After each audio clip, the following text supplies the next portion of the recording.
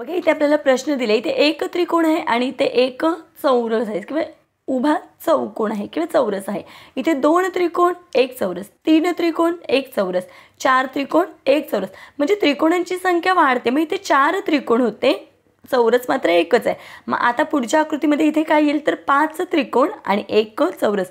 मग 5 त्रिकोण कुठे आहेत तर बघा इथे 1 2 3 4 5 आणि एक चौरस. म्हणून आपल्या या प्रश्नाचं उत्तर आहे पर्याय क्रमांक 2.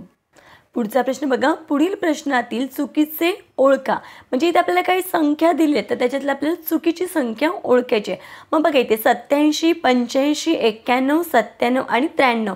मग याच्यामध्ये वेगळं काय येणार आहे तर 97, कारण 97 ही मूळ संख्या आहेत आणि बाकी सगळ्या संयुक्त संख्या आहेत.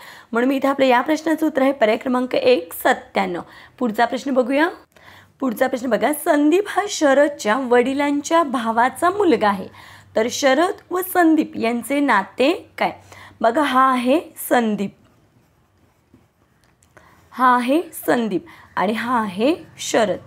आता काय सांगितलंय, संदीप हा शरदच्या वडिलांचा, शरदचे हे वडील, संदीप हा शरदच्या वडिलांच्या भावाचा, म्हणजे हे वडिलांचे भाऊ, हे जे आहेत ना ते वडिलांचे कोण आहेत, भाऊ आहेत. आणि या भावाचा हा कोण आहे तर मुलगा आहे, हा मुलगा आहे. मग आता मला सांगा, शरदचे हे वडील आहेत आणि वडिलांचा भाऊ. आपल्याला माहिती आहे आपण आपल्या वडिलांच्या भावाला काय म्हणतो, काका म्हणतो, बरोबर आहे.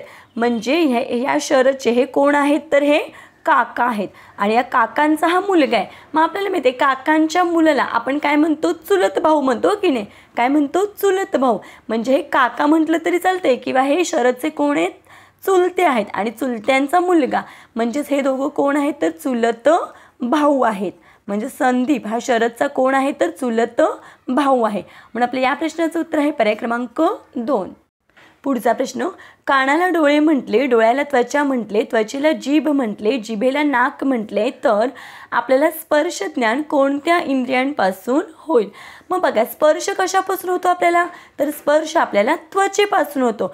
पण या भाषेमध्ये त्वचेला काय म्हटले तर त्वचेला जीभ म्हटलं आहे. म्हणून आपल्या या प्रश्नाचं उत्तर आहे जीभ, पर्याय क्रमांक 3. पुढचा प्रश्न बघूया. बघा, सोबतच्या आकृतीशी त्रिकोणांची संख्या किती. आता बघा इथे या त्रिकोणाचे बघा एकाच त्रिकोणामध्ये या 2 रेषा आहेत हो की नाही, त्याच्यामुळे त्रिकोणाचे भाग झाले आहेत. मग या भागांना काय द्यायचे, क्रमांक द्यायचे. मग 1 2 आणि हा 3. मग यांची काय करायची, बेरीज करायची, 1 + 2 + 3. मग बघा 1 आणि 2 3, 3 आणि 3 किती आले 6. मग या आकृतीमध्ये किती त्रिकोण आहेत तर 6, पर्याय क्रमांक 4. पुढचा प्रश्न बघा, खालील चौरसाकृतीमधील वगळलेल्या भागात उत्तर आकृत्यांमधील योग्य पर्याय त्याची दिशा न बदलता निवडा व तो पर्याय ठळक करा. बघा आता इथे जे वर आहे, आता इथे कोणती आकृती होणार आहे तर इथे अशीच होणार आहे हो की नाही. बघा मी इथे काढून दाखवते, ही आकृती अशीच होणार आहे आणि इथे काय होणार आहे, हा एक असं. आता हे मध्ये येणार आहे, माझं थोडं इकडे गेले, हे अशी. मग अशी आकृतीला आकृती आपल्याला कोणत्या पर्यायामध्ये दिसते तर बघा हे मध्येच पाहिजे, सेंटरलाच. मग बघा इथे पर्याय क्रमांक 3 मध्ये दिसते, कारण ही इथे टोकाला दिली आणि ही इथे मध्ये दिलेली आहे खाली. मग आपल्याला कुठे पाहिजे तर मधोमध पाहिजे. म्हणून मग इथे आकृती कोणती योग्य तर पर्याय क्रमांक 3 ही आकृती या आकृतीमध्ये ठेवली तर तो आकृतीबंध पूर्ण होणार आहे. पुढचा प्रश्न बघूया आपण. बघा, खालील आकृत्यांमधील पाण्यातली प्रतिमा ओळखायची. बघा आपल्याला हे दिले, आपल्याला माहिती आपण पाण्यातली प्रतिमा ओळखताना काय करतो, पाण्यातल्या प्रतिमेला आपण काय करतो की वरचा भाग खाली येतो आणि खालचा भाग वर जातो, बरोबर आहे. हे या चिन्हाने आपल्याला दाखवलेलं आहे. आता काय करायचं आहे, सोपी पद्धत सांगते, ही आकृती काढायची, जी प्रश्न आकृती आहे ती काढायची आणि काय करायची, थोडीशी ठळक काढायची आणि पान फक्त पलटायचे. बघा इथे मी पान पलटले. आता फक्त काय करायचं आहे, वरचा भाग खाली आणि खालचा भाग वर करायचा. म्हणजे जे आकृतीचं पान आहे ते काय करायचं आहे, खालीवर या पद्धतीनं करायचं आहे आणि जशी आपल्याला आकृती दिसते तशी आपल्याला काय करायची, ती ठळक करायची आहे. बघा या पद्धतीने मला ही आकृती दिसते. मग आता ही आकृती आपल्याला कोणत्या पर्यायामध्ये दिसते तर बघा पर्याय क्रमांक 1 मध्येच दिसत आहे. म्हणून आपल्या या प्रश्नाचं उत्तर आहे पर्याय क्रमांक 1. बघा इथे दुसरी आकृती आपल्याला दिली आहे आर ओ रो. आता ही सुद्धा आपल्याला पाण्यातली आकृती विचारली. मग आपण सेम तसंच करायचं आहे. काय करायचं आहे, आता बघा हा जो पी सारखा भाग दिसतोय आपल्याला तो खाली येणार आहे आणि हे आर आहे ते वर जाणार आहे. ओमध्ये काही बदल होणार आहे का, तर नाही होणार आहे. मग बघा पीचा हा वरचा भाग इथे खाली येणार आहे, याच डायरेक्शनला फक्त खाली येणार आहे. मग अशा आकृती आपल्याला कुठे दिसते, तर पर्याय क्रमांक 2 मध्ये दिसते. म्हणून आपल्या या प्रश्नाचं उत्तर आहे पर्याय क्रमांक 2. ठीक आहे, पुढचा प्रश्न बघूया आपण. खालील प्रश्न आकृत्यांची आरशातील प्रतिमा कशी दिसेल ते काढायचं आहे. आता बघा आरशातली प्रतिमा बघताना आपण काय करतो की डावी बाजू उजवीकडे आणि उजवी बाजू डावीकडे, हे आपल्याला या चिन्हाने समजते.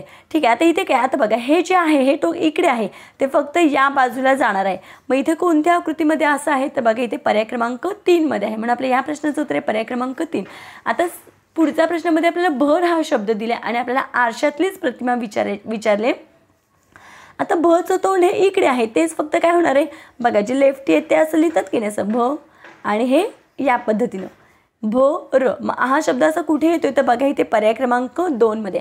आणि अजून एक सोपी पद्धत सांगते, काय करायचे, आरशातली प्रतिमा बघताना हा शब्द भ आहे ना, भ र, हा शब्द डार्क असा लिहायचा आहे आणि फक्त पान पलटायचं आहे.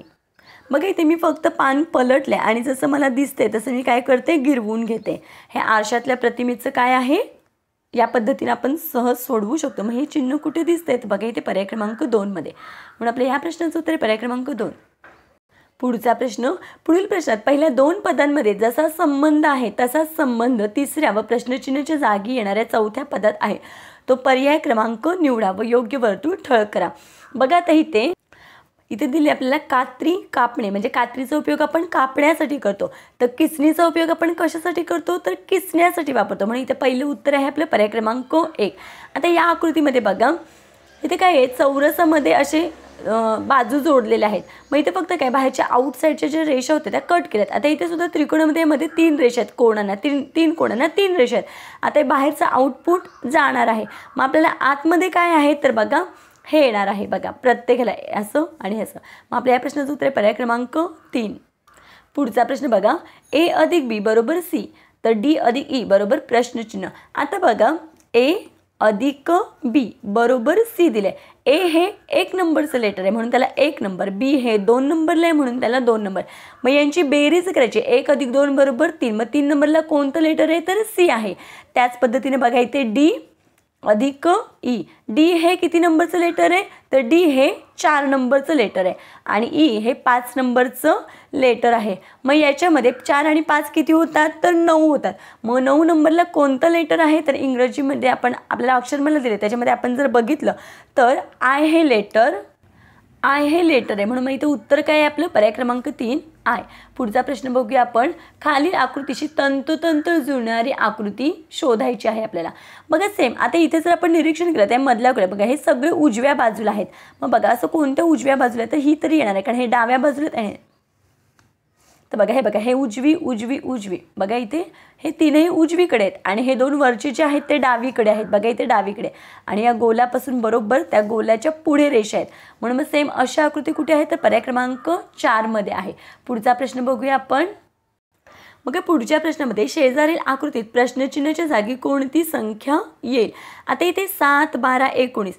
आपण जर बारकाईने निरीक्षण केलं तर काय इथे 7 आणि 12 यांची बेरीज किती येते, 19. बघा इथे 7 अधिक 12 बरोबर 19 आणि 14 अधिक 9. मग 14 अधिक 9 बरोबर यांची बेरीज किती येते, 23 होते. आता 15 आणि 6, मग 15 अधिक 6 यांची बेरीज किती येते, 21 येते. म्हणून आपल्या या प्रश्नाचं उत्तर आहे पर्याय क्रमांक 2 21. पुढचा प्रश्न बघा. खालील प्रश्नात गटाशी जुळणारे पद ओळखा. पयोद, जलद, अभ्र. मग आता पयोद, जलद आणि अभ्र हे कशाचे शब्द आहेत, तर हे ढगाचे शब्द आहेत.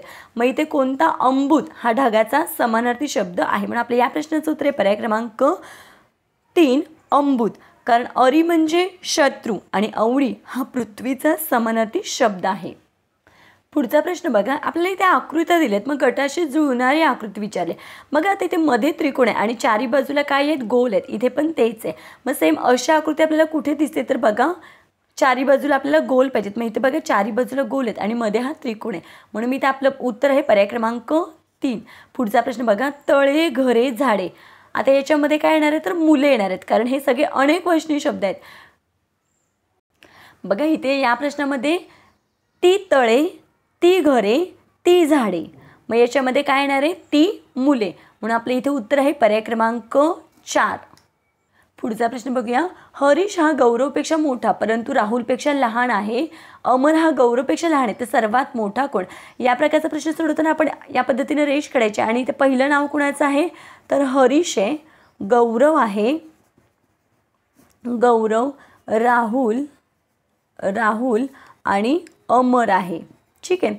आता काय सांगितलं आपल्याला, हरीश हा गौरवपेक्षा मोठा आहे, म्हणजे जो हरीश आहे तो या गौरवपेक्षा काय आहे, मोठा आहे, परंतु राहुलपेक्षा लहान आहे. म्हणजे हरीश आहे तो गौरवपेक्षा मोठा आहे, पण या राहुलपेक्षा मात्र कसा आहे हरीश, लहान आहे.